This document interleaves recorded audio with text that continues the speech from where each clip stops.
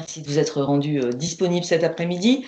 Et comme vous le savez, hein, votre groupement, c'est un outil essentiel qui permet de mutualiser les achats d'électricité et de gaz, de sécuriser les approvisionnements et autant que possible, évidemment, de maîtriser les coûts dans un contexte énergétique qui reste plus que jamais, j'allais dire, marqué par de très fortes incertitudes. Donc ce webinaire, il a un objectif, c'est de vous proposer un point d'actualité sur le groupement, à la fois sur le plan des marchés, du cadre réglementaire, des impacts budgétaires pour vos organisations, et puis on évoquera évidemment les perspectives pour les prochaines périodes d'achat, ainsi que les outils et démarches d'accompagnement que nous vous proposons. Alors, pour vous présenter ces différentes étapes, ces différents éléments, j'aurai le plaisir donc de passer la parole à Romain Buffet, que vous connaissez tous, qui est chargé de mission achat d'énergie à TE44 et qui pilote le groupement et qui vous présentera donc en particulier les actualités opérationnelles ainsi que les impacts budgétaires pour les membres. Et puis Maxence Ancelin du cabinet Pure Énergie qui nous accompagne. Maxence, lui, apportera un éclairage sur l'évolution récente des marchés de l'énergie et les perspectives de prix dans un contexte géopolitique et économique, comme on le sait, toujours très sensible. Donc avant de leur laisser la parole, je vous propose de rapidement passer en revue le sommaire de ce webinaire afin que vous ayez une vision d'ensemble des différentes étapes que nous allons, des différents points que nous allons aborder. Donc vous avez le sommaire sous les yeux. Le nouveau marché qui est en cours d'exécution depuis le 1er janvier. Les actualités et perspectives, ce sera Maxence Ancelin de Pure Énergie qui aura la chance hein, de vous éclairer. Et ensuite, Romain reprendra la parole pour tout ce qui touche l'actualité réglementaire avec les évolutions des taxes et des composantes sur la facture. Une question sur l'impact de ces augmentations sur vos budgets. Et puis, comment se sont construits les prix d'achat, comment se construisent-ils même les prix d'achat d'énergie pour 2027, avec un point sur les dernières prises de position sur le marché. Et pour quasiment terminer, on refera un petit tour au sujet de la campagne d'optimisation tarifaire d'électricité qui est relancée cette année encore. Et pour j'allais dire la cerise sur le gâteau, ce sera un point sur Sidé Conso avec sa nouvelle et troisième version en cours. Je laisse la parole tout de suite à Romain, qui va faire le point avec vous sur le nouveau marché en cours depuis le 1er janvier, comme je le disais à l'instant. Romain. Parfait. Merci Isabelle. Bonjour à tous pour ceux qui sont arrivés entre-temps. Donc, en effet, je vais vous faire un point très rapide avant de passer tout de suite la parole à Maxence sur le nouveau marché qui a débuté son exécution au 1er janvier 2026. Vous avez tous contribué à la campagne de bascule avec les différents fournisseurs des 4 lots du groupement d'achat. Donc, juste un petit rappel, c'est un accord cadre de 4 ans avec 2 marchés subséquents de 2 ans. Donc, nous venons d'entrer dans le deuxième marché subséquent qui a une période d'exécution de 2026 au 31 décembre 2027. Côté gaz, nous avons 2 lots, un lot gaz naturel classique du réseau de GRDF avec Engie en tant que titulaire pour l'ensemble des compteurs suivant n'importe quel tarif, et Gaz de Bordeaux qui est titulaire du lot biométhane, donc qui appose à ce gaz qui transite dans le réseau jusqu'à vos compteurs de gaz naturel, une garantie d'origine permettant de tracer la provenance de ce biométhane. La seconde énergie et l'électricité, c'est le lot 3 avec Engie qui représente le plus gros volume d'électricité sur l'ensemble de vos compteurs électriques. Et nous avons aussi mis à disposition un lot vert avec une électricité 100% renouvelable et c'est Selfie, le fournisseur qui est titulaire de ce marché. Juste en termes de volume et un petit rappel, pour les lots classiques dits non renouvelables, ceux qui viennent du réseau de distribution. Donc on a le premier lot avec Engie qui fait plus de 100 gigawattheures, plus de 1000 compteurs de gaz naturel pour à peu près 120 membres du groupement d'achat, donc les communes, les communautés de communes, mais sans oublier les établissements de services publics comme les EHPAD. Le lot 3, donc l'électricité du réseau aussi fournie par Engie. Donc là on est à 165 gigas, plus de 10 000 compteurs d'électricité et 226 membres. Pour les lots verts dits d'énergie renouvelable, donc le lot 2 avec le biométhane et gaz de Bordeaux, on est à peu près à 7 gigawattheures de gaz biométhane avec 33 points de livraison pour 12 membres. Et enfin, le lot numéro 4 avec celle-ci pour l'énergie tracée et verte qui est entre 5 et 6 gigawattheures, presque 100 PDL et 27 membres. Donc voilà pour un petit rappel. Et maintenant, je vais passer tout de suite la main à Maxence pour les actualités sur les perspectives des marchés de l'énergie. Merci Romain, bonjour à tous. Donc sur ce graphe-là, ce que vous pouvez voir, hein, c'est les prix pour le gaz naturel en France sur les années 2027, 2028 et 2029.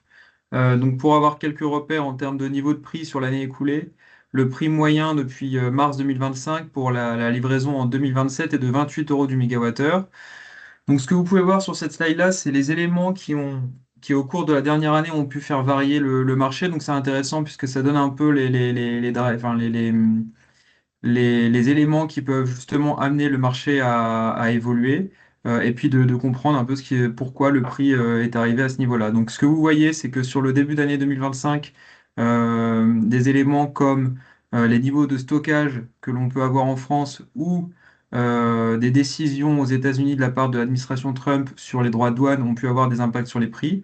Donc l'aspect stockage, plus les stocks sont à des niveaux élevés en France et en Europe, plus les acteurs du marché du gaz sont rassurés, puisque ça nous laisse on pourrait dire un matelas en cas de problème, par exemple, comme on peut le rencontrer en ce moment, et on va y revenir.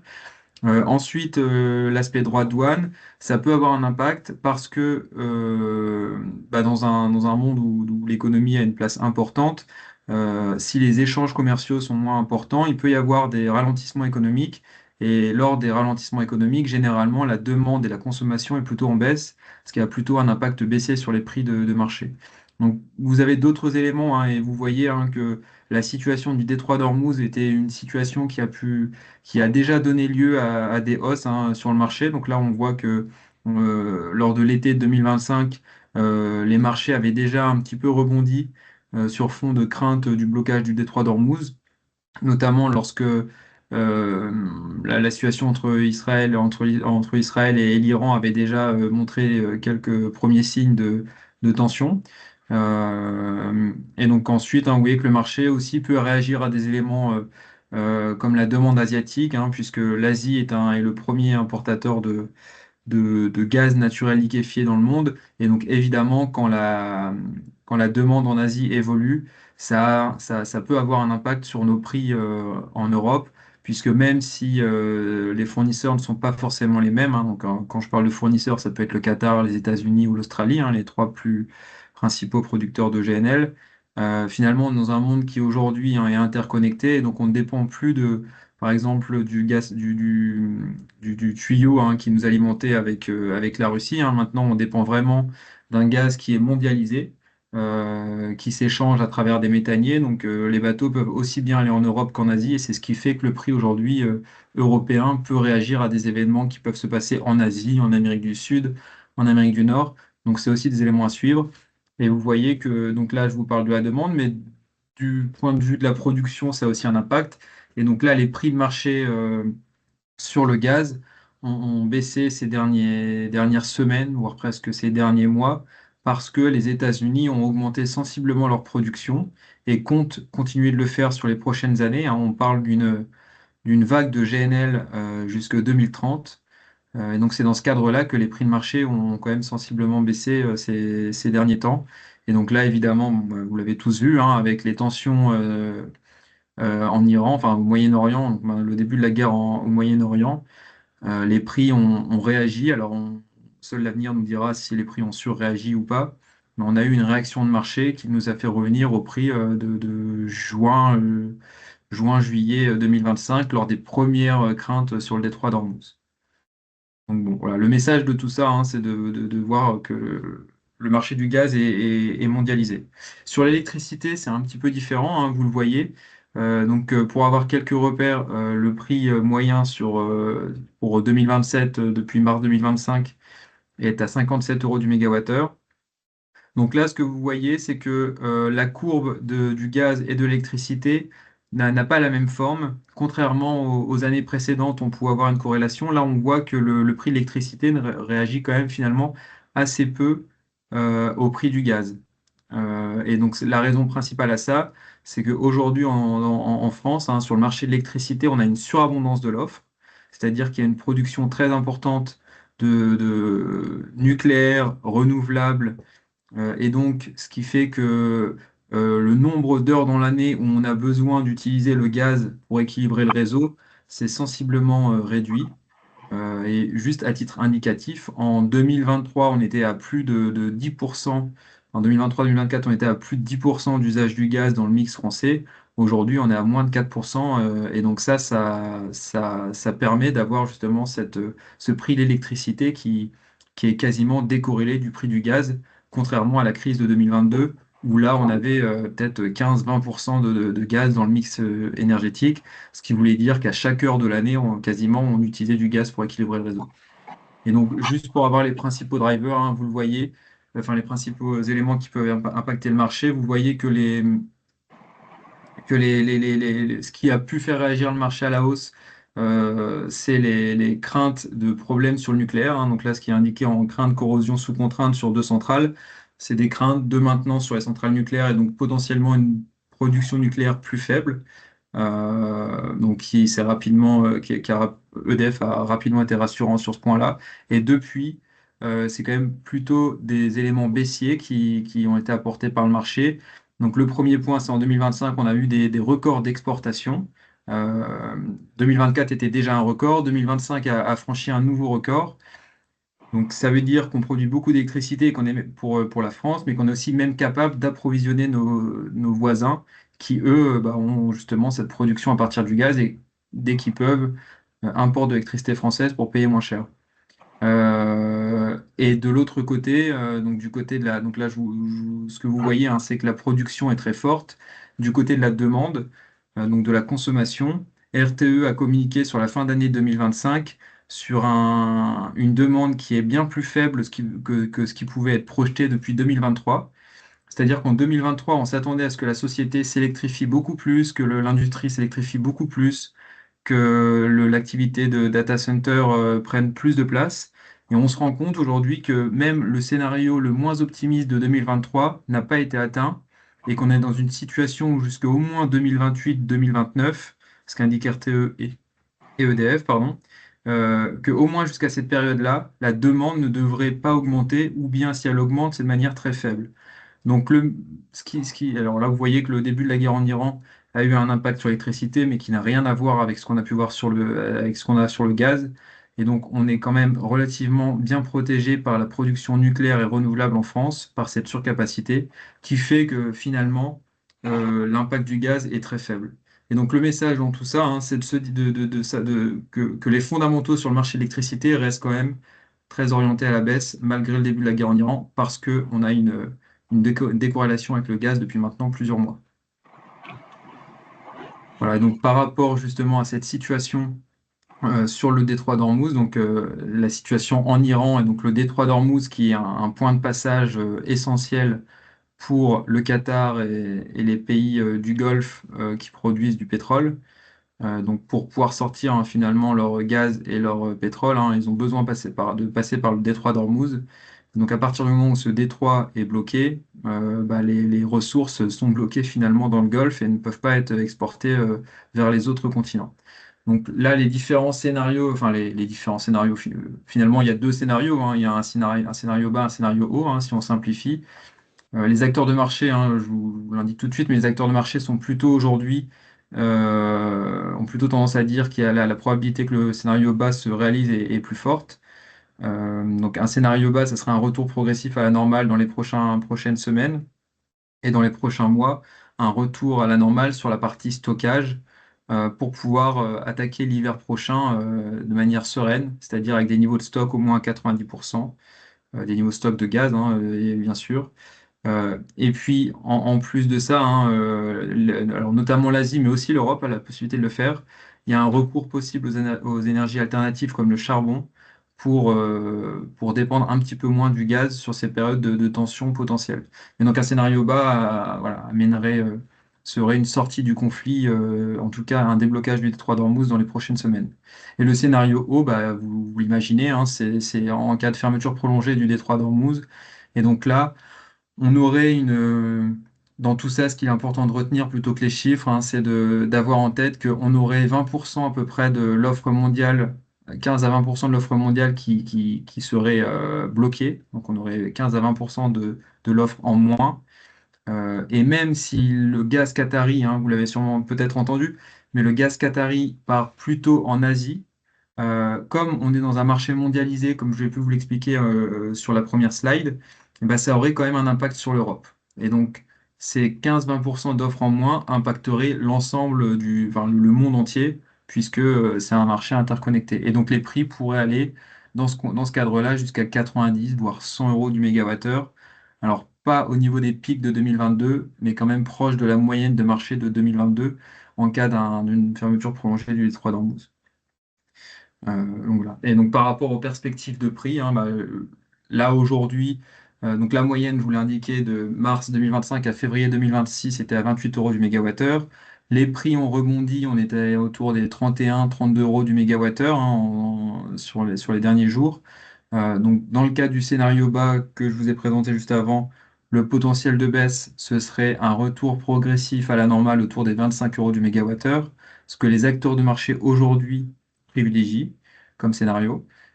Et le scénario haut, ça serait plutôt une moyenne des prix pour l'année 2027, hein, donc là sur la fin d'année, enfin, jusqu'à la fin de l'année 2026, autour des 60 euros par mégawattheure. Sachant qu'en début d'année 2025, il y avait eu quelques tensions sur les stocks, les prix avaient pu atteindre 35-40 euros du mégawattheure.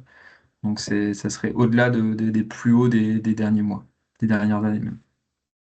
Et donc là, ce que vous voyez, hein, c'est plus une remise en contexte générale. Donc vous voyez l'historique des prix, vous voyez le prix de la crise 2022, donc là à 107 euros du mégawattheure. Mais ce que vous voyez, hein, c'est que depuis cette crise, hein, en fait, des solutions ont été trouvées et les prix n'ont fait que baisser. Et aujourd'hui, hein, pour l'instant, bon, à voir ce qui va se passer sur la crise, mais vous voyez que les 28 euros du mégawattheure que je vous indiquais en moyenne pour 2027 confirment un peu cette trajectoire baissière sur le gaz naturel, indépendamment de la crise, évidemment. Et donc sur l'électricité, les perspectives, alors là, vous voyez que le scénario haut est un scénario un peu catastrophe, hein, alors là, on met 3 étoiles en probabilité, mais on pourrait en mettre même une ou deux, hein, parce que ça serait vraiment dans un cas très extrême où on aurait des problèmes sur le nucléaire et où le conflit se prolongerait. Donc ça serait vraiment une combinaison de très mauvaises nouvelles qui pourrait amener les prix jusqu'à 100 euros du mégawattheure. Donc ça serait se rapprocher des prix allemands. Et puis sur le scénario bas, le scénario qui est plus probable aujourd'hui d'après les acteurs de marché, on aurait donc, je vous l'indiquais, une réouverture du détroit d'Ormuz dans les prochaines semaines. Et donc là, les scénarios les fondamentaux du marché français baissier ne seraient pas du tout remis en question, même s'ils ne sont pas même dans le scénario haut. On serait à des prix autour de 48 euros du mégawattheure. Donc on retrouverait les prix inférieurs à 50 euros du mégawattheure qu'on a connus à certaines reprises sur les dernières semaines, mais qui sont assez rares. Et donc là, voilà, le marché reprendrait sa tendance baissière. Et donc là, sur la slide suivante, on voit tout à fait que le marché français est aussi sur l'électricité est aussi en forte baisse. Puisque là, donc pendant la crise, on était allé jusqu'à 369 euros du mégawattheure en moyenne. Mais depuis cette période, hein, en 2023, là, vous voyez les 163 euros du mégawattheure. Alors peut-être juste petite indication, hein, mais en 2023, très peu d'acteurs auraient parié sur un prix de l'électricité en dessous les 100 euros du mégawattheure. Et on voit que 2024 et 2025 ont traversé ce plancher. Jusqu'en 2020, début 2025 aussi, très peu d'acteurs du marché pensaient que le marché descendrait sous les 60 euros du mégawattheure. Et on a atteint, là, sur la fin d'année dernière et le début de cette année, les 50 euros du mégawattheure, même légèrement en dessous. Donc, ça, c'est pour vous montrer que le marché est baissier et également que on peut avoir un avis à un instant T, mais que le marché reste toujours assez surprenant et peut en fait faire un peu aller un peu enfin peut continuer de baisser en fait. Il reste un potentiel de baisse sur le marché de l'électricité parce que les fondamentaux sont quand même très très bons aujourd'hui. Merci pour ces explications très claires. Et donc, à Romain de prendre la suite de présentation du webinaire. Merci Isabelle, merci Maxence. Donc la partie d'évolution réglementaire, du coup, on va dans un premier temps évoquer les taxes, puis les autres composantes de la facture, dont des nouvelles qui arrivent en 2026.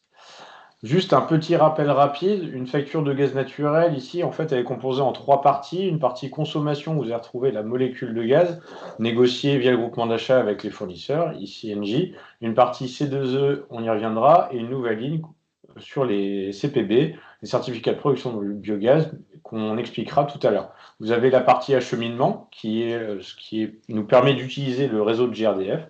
Donc, c'est refacturé à l'euro entre Engie et GRDF pour l'utilisation du réseau de distribution et de transport de gaz naturel. Et enfin, la dernière partie où on retrouve les taxes, dont la CTA et l'accise qu'on évoquera juste par la suite.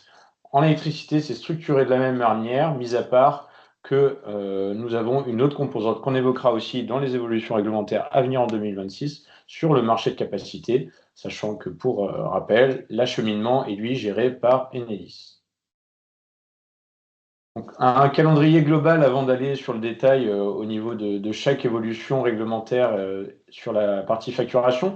Donc, dans un premier temps, on va vous présenter les taxes et les contributions qui ont été mises à jour. Ces taxes et contributions sont définies par le budget de l'État qui, depuis quelques années, on le sait, n'est jamais voté avant la fin d'année et dépasse souvent la fin du mois de janvier. Donc, on va vous faire un petit point sur les évolutions qui font suite à l'adoption du budget au niveau de l'État en termes de taxes et de contributions. Ensuite, on passera en revue une description de la nouvelle période des C2E qui a débuté au 1er janvier 2026 pour une période de 4 ans avec une mise à jour des coefficients à la hausse, on le verra. Ensuite, nous allons parler des CPB, certificats de production de biogaz, nouvelle ligne sur la facture, uniquement sur vos factures de gaz, qui amène un surcoût, on le verra aussi. On fera un petit teasing sur le nouveau marché de capacité qui devrait être mis en place en fin d'année au dernier trimestre 2026. Et enfin, juste une projection, mais on n'y reviendra pas tout de suite, sur l'ETS2. L'ETS2, c'est le marché de carbone.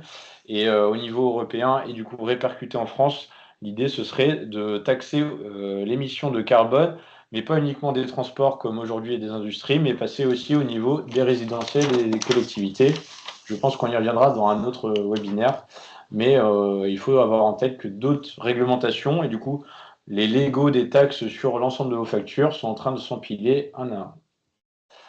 Donc, premier zoom sur les évolutions des taxes, notamment l'accise. L'accise, c'est quoi en fait? C'est l'impôt sur l'énergie, gaz et électricité, reversé directement au budget de l'État. Donc, ces taxes sont définies, comme je l'ai dit, lors du budget annuel adopté par l'État en termes de recettes et de dépenses. Donc là, ici, on parle de recettes. Donc, sur le gaz naturel, donc, elle s'appelle aussi cette assise, anciennement la TICGN, taxe intérieure de consommation de gaz naturel. Donc, on voit l'évolution dans le graphique sur la gauche, où jusqu'en 2023, nous étions autour des 8 euros du mégawattheure. Puis, l'État a incité à, entre guillemets, vouloir sortir du gaz pour ne moins dépendre de la Russie à l'époque, avant de diversifier son approvisionnement, comme l'a évoqué Maxence, au niveau international. Du coup, l'État avait augmenté cette taxe sur le gaz naturel pour dépasser les 15 euros du mégawattheure. Et on voit aujourd'hui qu'il y a encore une augmentation qui est maintenant un peu corrélée globalement à l'inflation. Et cette taxe, on la voit qui passe à 16,39, donc est tout en bas de votre facture, qui est nommée TICGN, donc vous la retrouverez ici sur les prochaines factures d'Engie et des autres fournisseurs d'énergie. Pour l'électricité, de la même manière, cette taxe, l'accise sur l'électricité, est aussi appelée TICFE, taxe intérieure de la consommation finale d'électricité, et aussi anciennement CSPE. Alors, suivant les fournisseurs, vous allez avoir l'un ou l'autre des intitulés. Pour le moment, les fournisseurs n'écrivent pas, ne nomment pas cette taxe assise. Donc, on voit les évolutions, donc là, sur le graphique, sur différents segments de compteurs Enedis. Donc, du coup, vos tarifs anciennement vert supérieur à 36 kVA, 36 kVA tarif jaune et inférieur à 36 kVA, nos compteurs Linky, anciennement tarif bleu. Donc on voit cette augmentation. Donc, le 0,50, donc les 50 centimes pour rappel, c'était le bouclier tarifaire en pleine crise énergétique décidé par le gouvernement, où ils avaient mis le seuil le plus bas de cette accise de l'électricité. Et là, on voit que maintenant, elle est aussi corrélée à l'inflation, comme le gaz est défini dans le cas du budget de l'État. Donc, vous la retrouverez ici, et cette fois-ci, elle s'appelle CSPE sur l'électricité, où vous retrouverez le taux en bas de votre facture. Deuxième taxe, ici, une contribution. Donc là, c'est au 1er février 2026, une mise à jour de la CTA. La CTA, c'est la contribution tarifaire d'acheminement. En fait, c'est un pourcentage qui est appliqué sur la part fixe de l'acheminement de vos factures d'énergie. Donc, on le voit ici, en fait, pour le gaz naturel, cette contribution en pourcentage sur la part fixe, donc de l'acheminement, de la distribution liée à GRDF et du transport de gaz lié à GRT Gaz, maintenant appelé Natran. Et on retrouve cette taxe tout en bas de la facture aussi dans les taxes et contributions. Pour information, ces taxes, la CTA, permettent de bénéficier et de financer les droits spécifiques au personnel qui était dans les industries de GRDF et de RDF à l'époque.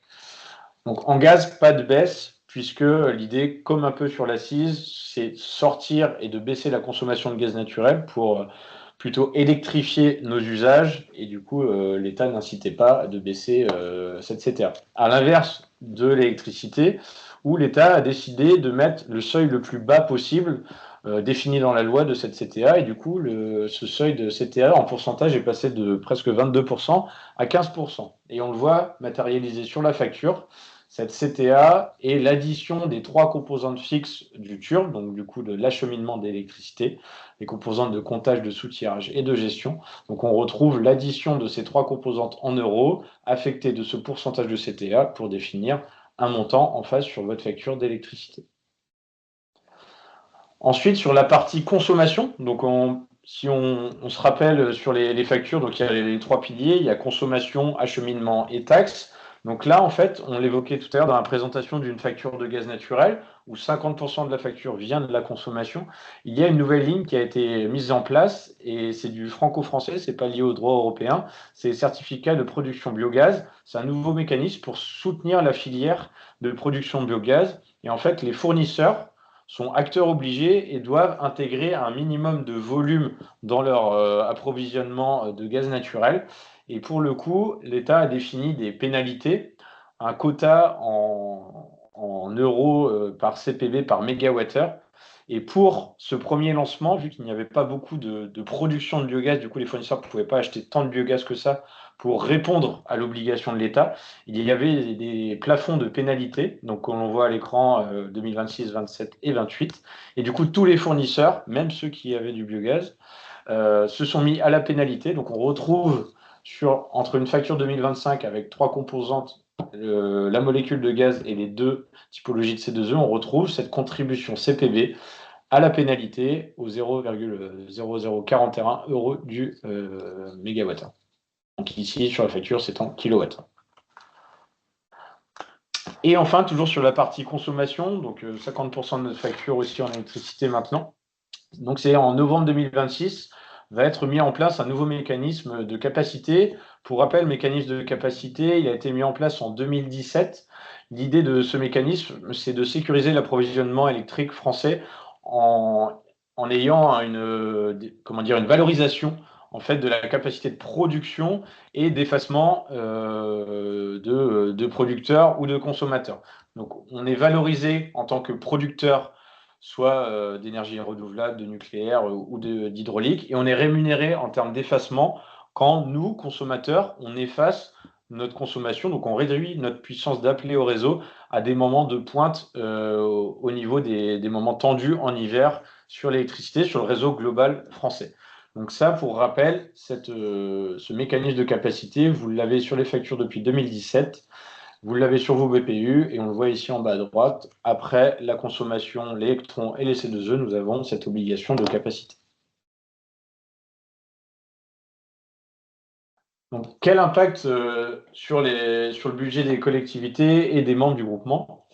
Donc, là, je vais juste vous faire une description en fait de l'ensemble des BPU et après une application et un regard de ces BPU 2025 et 2026 sur des consommations type de bâtiments, mais aussi un regard, une comparaison avec les offres, par exemple, du tarif réglementé d'EDF. Donc là, dans un premier temps, sur le gaz naturel, on voit juste une comparaison entre les BPU des 2 lots de gaz de notre groupement d'achat entre 2025 et 2026. Donc on voit sur notre BPU que je vous ai transmis il y a quelques semaines l'arrivée du certificat de production biogaz avec ses 0,41 euros du mégawattheure. Donc on voit qu'on a une baisse en fait de 2% uniquement entre les 2 prix d'Engie sur ces deux BPU. Pour le biométhane, donc gaz de Bordeaux, je le rappelle, là on a une baisse de 20% sur la partie de fourniture de gaz naturel. Donc on passe de 60 euros du mégawattheure de gaz naturel à 40,38 € du mégawattheure. Et la fourniture de biométhane, donc la garantie d'origine coûte de la même manière 15 €. Je reviendrai sur l'évolution des C2E juste après. Ensuite, l'évolution au niveau de la partie fourniture, quels impacts sur le lot 3, donc le lot où il y a tous vos compteurs d'électricité hors le lot vert. Donc du coup là c'est un graphe qui vous illustre en fait en additionnant la partie électrons, C2E et capacité, les prix 2025 et 2026. Donc, pour rappel, juste pour décrire ces graphes, en lecture de prime abord pas si simple, vous avez en abscisse les tranches euro-saisonnières, donc pointe, heure pleine hiver, heure creuse hiver, heure pleine été, heure creuse été. Et là, je compare juste les coûts unitaires par tranche euro-saisonnière, et on voit que la partie pointe hiver a une baisse notable de 35%, donc hors tout taxe. Donc je le répète, électrons, coût du fournisseur, C2E et capacité incluse. À l'inverse, pour toutes les autres composantes de ce bordereau des prix, pour les tarifs verts, là, supérieurs à 36 kV, à 250 kVA, pardon, on a une augmentation de 30 à 40%. Pourquoi cette augmentation qu'on voit aussi dans l'ordre de grandeur à peu près identique pour les C4, donc tarif jaune supérieur à 36 kVA? En fait, c'est lié à la fin de l'ARENH. Pour rappel, nous avons pu une partie de notre approvisionnement de l'électron qui est supporté par l'ARENH. Donc l'ARENH, pour rappel, ça représentait à peu près 50% de la part de l'électron de notre prix à 42 € du mégawattheure. Et l'ARENH, en fait, était éligible surtout pour vos sites qui avaient des consommations plutôt linéaires, hors des points, donc plutôt en journée ou la nuit. Donc finalement, leur plein hiver, qui était plutôt sur la période de pointe, typiquement de 7h à 9h le matin ou de 18h à 20h le soir, n'était pas trop assujetti à l'ARENH. Donc au final, le fait que on va le voir, acheter d'une manière plus performante notre électron sur les marchés de l'énergie fait que là, on a une baisse notable sur la partie heure pleine hiver sur notre BPU. Donc là, c'est les mêmes graphiques, juste comparaison pour l'éclairage public entre 2025 et 2026, on baisse de 4%, hors tout taxe, encore une fois sur la partie consommation, et 15% pour les bases, donc les Linky qui ont juste un prix identique toute l'année. Heure pleine, heure creuse, on retrouve les évolutions, une baisse en heure pleine, une hausse en heure creuse, et de la même manière pour les Linky qui ont 4 tranches euro-saisonnières.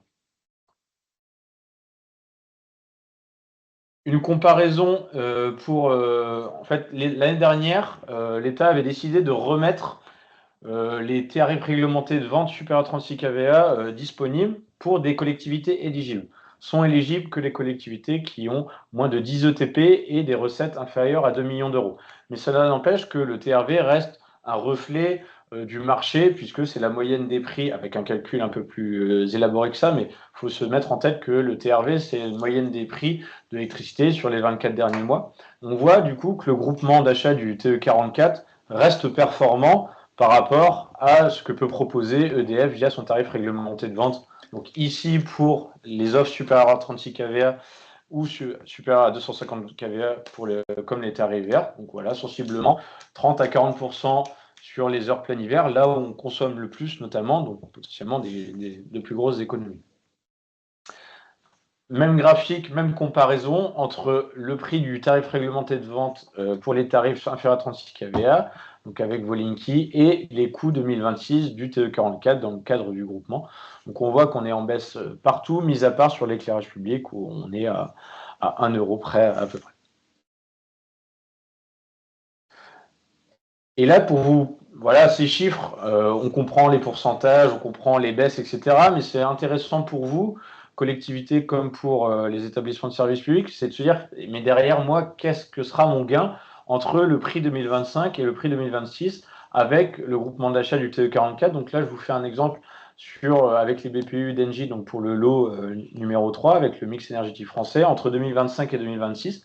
Pour une école en tarif jaune supérieur à 36 kVA, à 150 kVA, du coup, notamment, on voit, j'ai réparti les consommations par tranche euro-saisonnière et impacté et comparé ces deux prix. Donc, on voit, typiquement, pour une école type à ce niveau de puissance souscrite, en termes de consommation, elle fera une économie de plus de 2 000 € hors toute taxe annuellement entre 2025 et 2026. De la même manière, on le voit pour un gymnase à 18 kVA, 250 € en moins, et de manière un peu moins significative pour les tarifs supérieurs à 250 kVA, ici une piscine, où là, la consommation est plutôt linéaire, donc il n'y a pas un gros gap de consommation en hiver par rapport à l'été. Donc au final, l'équilibre se fait entre la baisse assez notable de 30-40% en hiver par rapport à l'été, où là, au final, la piscine va payer un peu plus cher, mais une piscine est rarement uniquement qu'à l'électricité, probablement au réseau de chaleur, à une chaudière bois ou au gaz naturel.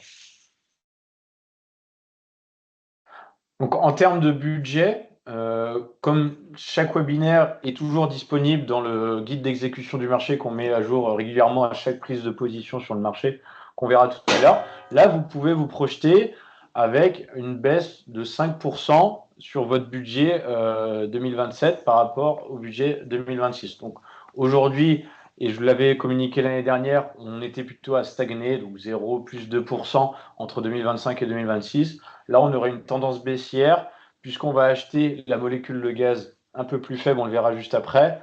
Ça compensera un petit peu l'augmentation à l'inflation de la partie acheminement, donc à l'euro, à GRDF, et les parties, on l'a vu tout à l'heure, des taxes et des contributions qui augmentaient côté du gaz. Pour l'électricité, donc là, c'est un historique depuis 2021 sur ce graphe, mais du coup, ce qu'il faut noter, c'est une stagnation en fait entre les prix 2026 et 2027. Donc en 2026, on a eu une baisse assez notable sur l'ensemble des tranches et des compteurs du lot électricité. Donc en 2027, on a continué à acheter, on va voir l'électron un peu moins cher, mais l'augmentation à l'inflation du TURP et des taxes fait que cela se compense et s'équilibre. Donc on devra avoir un budget similaire en fait entre 2026 et 2027. Pour les lots biométhane, les pronostics et les estimations entre 2026 et 2027 sont identiques, puisque nous sommes sur des prix fixes sur les lots biométhane et haute valeur environnementale. Donc là, je vous les passe rapides, mais cela n'a pas bougé par rapport à la dernière fois. Donc baisse par rapport à 2025 et égale entre 2026 et 2027. Du coup, en termes de construction des prix d'achat d'énergie 2027, qu'est-ce qu'il nous reste à prendre comme position? Eh bien, il nous reste seulement une position de 20% à prendre pour finaliser l'achat d'électricité dans l'eau du mix énergétique avec Engie, l'eau numéro 3. Donc là, pareil, c'est un rappel des prises de position que l'on a pu faire depuis 2024. Nouveau rappel, on avait l'Arenh, donc 50% de notre électricité qui était couverte par l'Arenh à 42 € en 2024 et en 2025. À partir de 2026, nous sommes à 100% en face le marché. Donc l'ensemble des 4 prises de position sur le marché font que le fournisseur mettra son coût de fonctionnement en euros du mégawattheure sur, par exemple, en 2026, sur ces 65 € qui ont été construits par les clics que vous pouvez voir ici. Donc, c'est nos prises de position. On demande au fournisseur un prix 20% pour 2026, par exemple. Il nous le remet valable 10 minutes et nous, on doit trancher de 44 si nous validons ou pas cette prise de position avec la collaboration de Pure Énergie qui nous dit si le fournisseur est en cohérence avec les prix de marché. Donc là, pour 2027, on voit que nous avons pris des positions à 62, 63, 61, 58 € du mégawattheure. On l'a vu tout à l'heure, l'électricité aujourd'hui, elle est à 57. Et Maxence nous a présenté qu'on était sur une tendance baissière. Nous avions nous-mêmes des objectifs de prendre position si le marché allait toucher les 48,50 €. Maxence nous a montré que le potentiel de baisse était potentiellement annoncé autour des 48. Donc, nous étions dans cette logique-là jusqu'au déclenchement de la crise en Iran. Mais comme l'a évoqué Maxence, l'électricité est décorrélée depuis quelques mois du gaz. Et du coup, on suit les conseils de Pure Énergie et de l'ensemble des acteurs du marché où cette tendance baissière, pour nous, vu les fondamentaux en France, devrait reprendre une fois que le conflit, normalement, devrait ne pas s'enliser sur des durées trop longues. Pour le gaz naturel, de la même manière, nous prenons position 5 clics de 20%.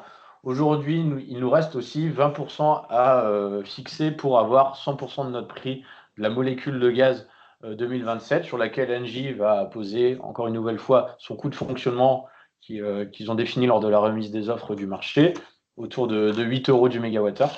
Et du coup, là, notre objectif, c'est d'essayer d'avoir un coût de la molécule autour de 30 euros du mégawattheure. Donc, ça fait écho avec ce que vous a présenté en début de webinaire Maxence, où nous sommes en attente d'un niveau de prix pour clôturer et sécuriser notre approvisionnement de gaz naturel autour des 30 euros pour vous, de votre côté, ressentir une baisse, notamment entre 2026 et 2027, au niveau du budget des membres du groupement.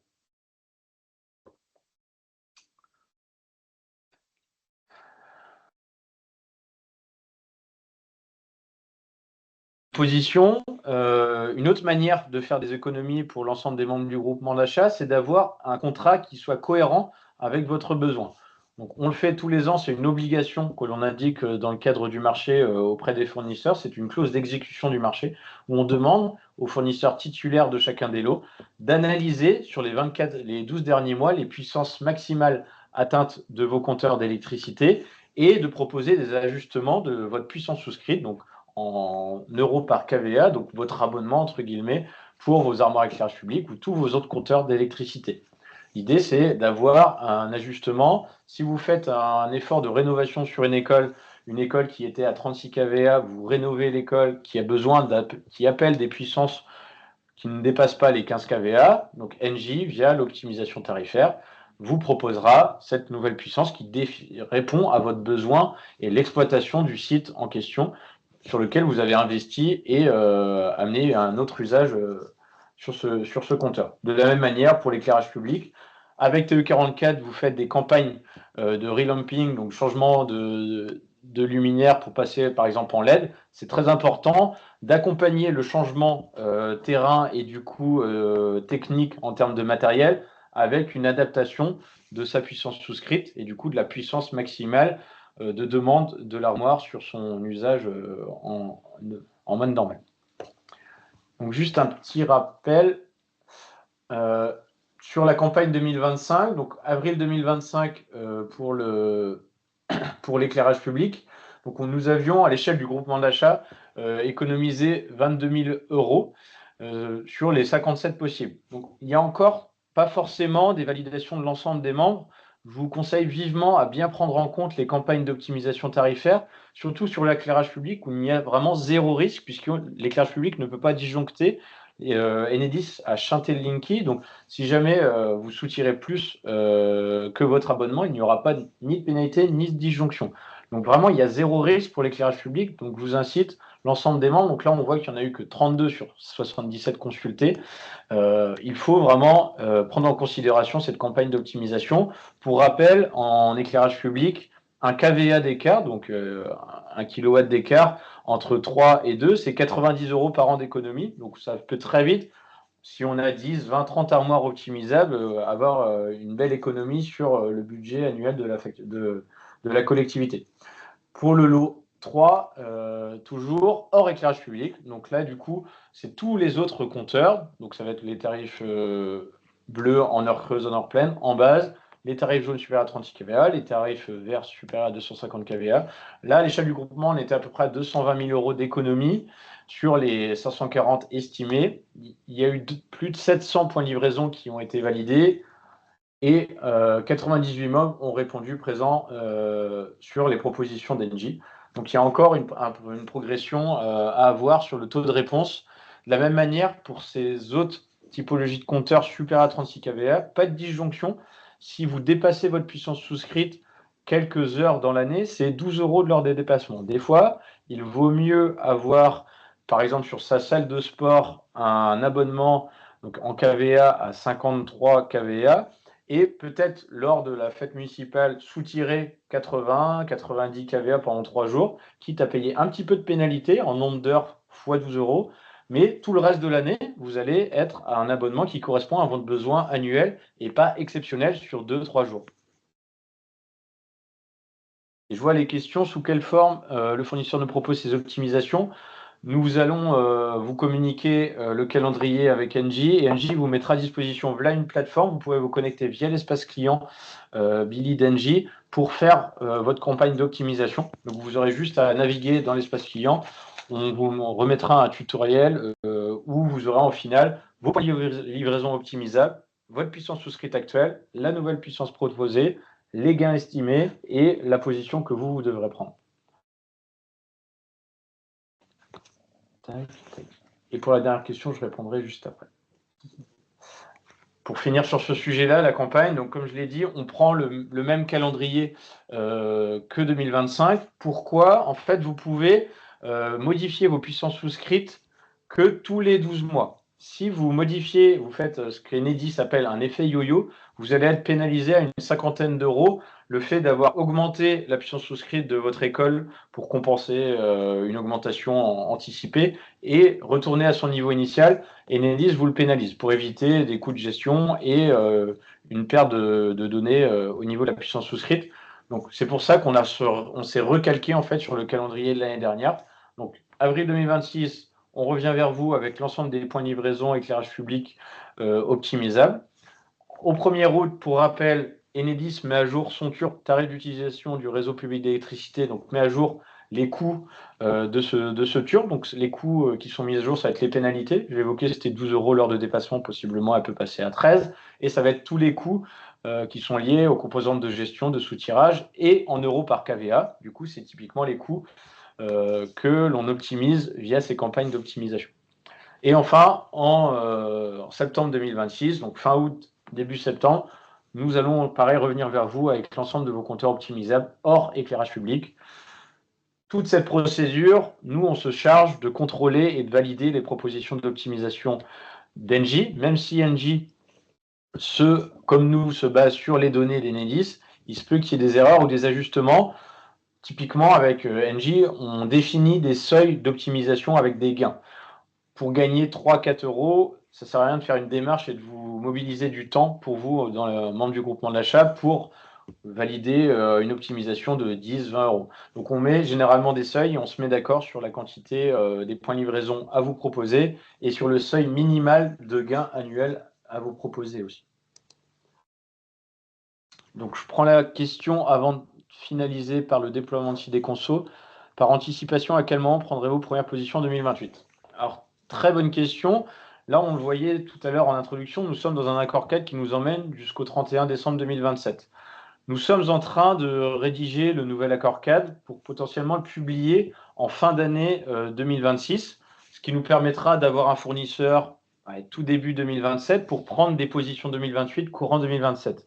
Cet accord cadre va sûrement être un peu plus étoffé que ceux qu'on a l'habitude d'avoir. Donc on reviendra vers vous pour deux choses, pour vous présenter les nouveaux lots, parce que potentiellement les lots que vous connaissez, les 4 en place, pourront être amenés à évoluer. En termes de prix aussi, nous allons potentiellement changer les formules de prix pour essayer d'avoir des prix plus optimisés dans les lots d'électricité du mix énergétique français et dans le lot d'énergie verte, potentiellement intégrer la gestion de production d'énergie renouvelable derrière. Donc on reviendra vers vous en détail sur le sujet. Mais en tout cas, nos premières prises de position pour construire le prix 2028, 2029, 2030 arriveront possiblement tout début 2027.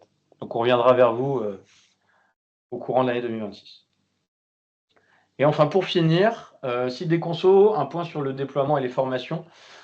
Donc Sidéconso, c'est l'outil du groupement d'achat qui vous est mis à disposition gratuitement et vous bénéficiez de formations de prise en main à cet outil. Donc nous avons lancé Sidéconso, la nouvelle version, dans le cadre d'un marché public. Sidéconso, vous avez reçu les identifiants toute fin janvier 2026 et depuis fin janvier, je fais le tour de l'ensemble des territoires, de l'ensemble des EPCI pour former les communes de ces mêmes EPCI. Donc on voit sur la carte qu'on arrive sur la fin des formations, l'idée étant de boucler ces formations avant l'échéance des municipales. Donc il nous reste 3 EPCI à former, notamment la semaine prochaine pour Estuaire-et-Sillon et Sèvres-et-Loire. Donc on voit qu'il y a presque 100 personnes déjà qui ont été formées. Et pour les personnes qui auront loupé ou n'étaient pas disponibles sur les créneaux sur leur territoire, on vous proposera des formations les 15 et 17 septembre au TE 44.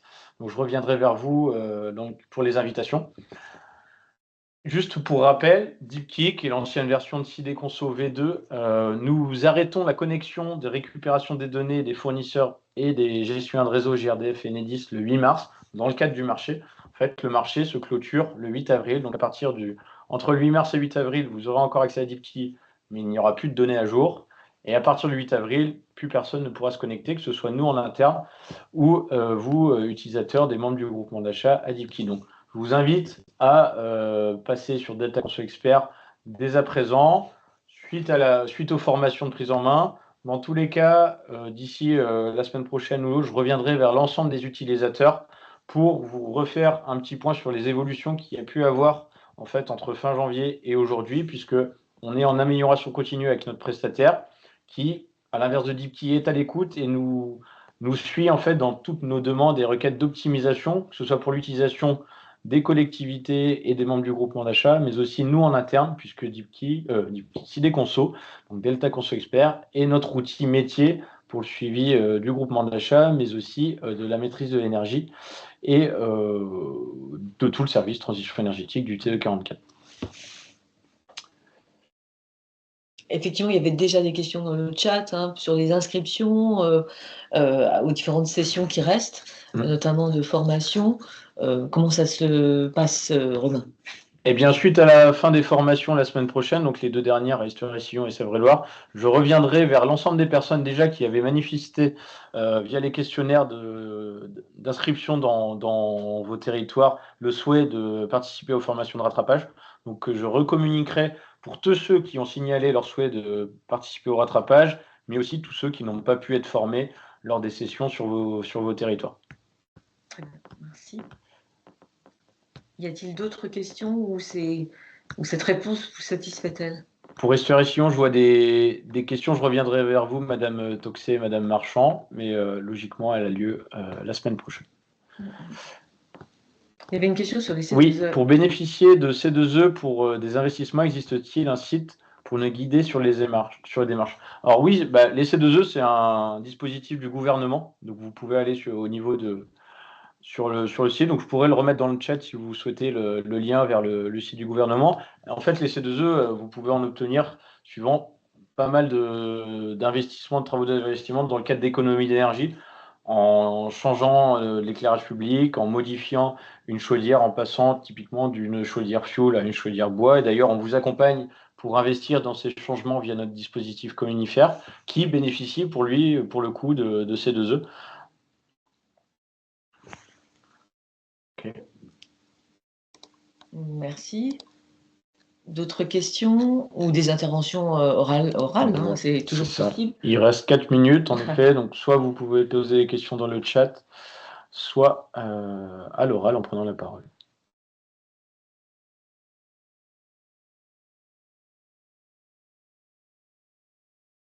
Allez-y, Madame Marchand. Bonjour. Simplement, quand vous dites que vous nous accompagnez sur les C2E, Oui. c'est un simple conseil ou bien vous faites l'ensemble du dossier et des démarches administratives? Alors, dans le cadre de Conifère, notre service pour faire des transitions de chaufferie d'énergie fossile, donc propane, fuel, à de la géothermie ou des chaufferies bois, là, on s'occupe de tout le dossier, on vous accompagne pour le changement et de récupérer les C2E.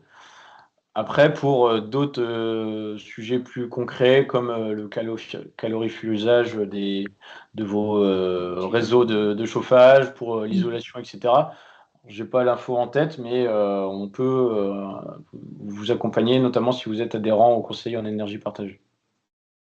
Ok. Et du coup, et vous rémunérez sur ces C2E? Ou c'est bien, inclus dans notre partenariat? On a un partenariat avec un tiers qui valorise les C2E sur le marché pour notre compte. Et après, le refléchage du gain lié à ces C2E, je n'ai pas l'info dans l'immédiat, mais je vous propose de m'envoyer un mail pour que je puisse transférer à mes collègues qui sont en charge de... Ok, parce que nous, on a fait appel à à des sociétés externes, donc du coup, Oui, elles se rémunèrent sur les C2E, bien quoi. sûr. C'était Oui. pour voir, Oui. comparer, quoi. Oui. Ok, merci.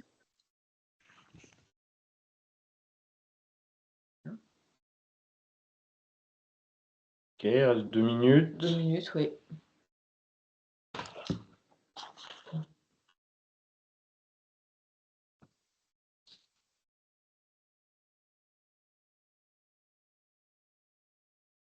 Dans le chat, mais du coup, vous n'y avez pas répondu, mais peut-être parce que je suis passée à côté de l'info. Est-ce que sur la nouvelle version de CD Conso, on aura un historique site par site de nos consommations, enfin, point de livraison, point de livraison? Oui, oui, totalement. On récupère toutes les données qu'on avait déjà dans Ok. DeepKey. Donc, en Ok. fait, on a les données PDF jusqu'à janvier 2023. Ensuite, on a toutes les données du groupement d'achat, donc liées au PDF, en Excel jusqu'à 2016. Et après, toutes les données annuelles des gestionnaires de réseau jusqu'à 2010. Ok. Donc, Enedis et GRDF. Donc, c'est ISO en termes de données. Ok. Ce qui change, c'est que, mais on le verra en formation à Esther et Sillon et les autres collectivités l'ont vu, c'est qu'on peut connecter Chorus Pro à Delta Conso Expert et du coup récupérer l'ensemble des factures qui sont déposées sur vos espaces Chorus. Donc pas seulement Oui. des factures d'eau, mais aussi des factures de bois, de fuel et de propane, etc. Donc on pourra automatiser la récupération de la donnée et ne pas passer du temps justement à intégrer, à aller à la chasse à la facture de livraison de la tonne de bois, mais de tout récupérer automatiquement dès que ces factures d'autres énergies que l'électricité et le gaz sont déposées sur Chorus. Merci. Merci.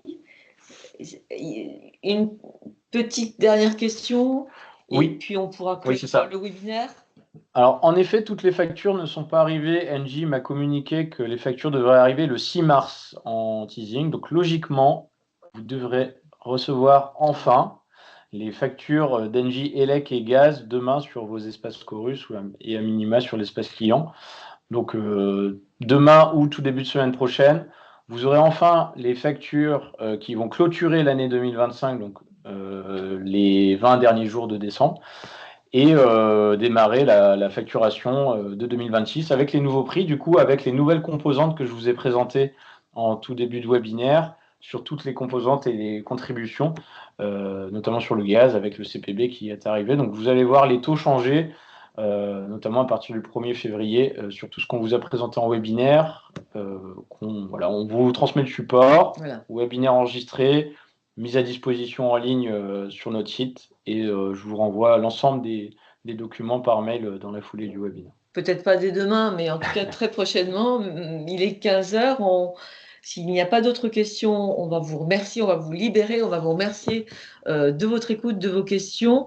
Et comme le disait, je remercie également Romain et Maxence. Et comme vous le disiez Romain à l'instant, hein, effectivement, le support et le replay du webinaire seront à disposition. Et puis de toute façon, Romain se tient à votre disposition, les équipes de TE44, pour vous éclairer sur certains points qui pourraient être, parce que c'était dense, intéressant, dense. Merci beaucoup à vous tous. À bientôt. À bientôt. Merci à tous, merci Maxence. Merci.